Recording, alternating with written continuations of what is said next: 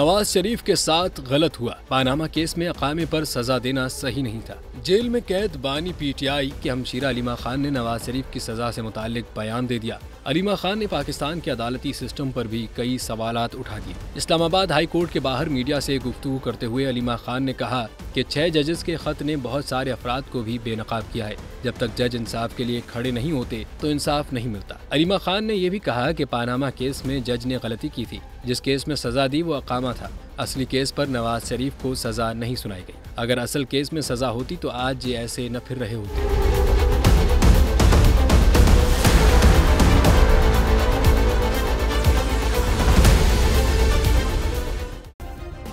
Subscribe करें और bell दबाएं ताकि कोई खबर रह न जाए।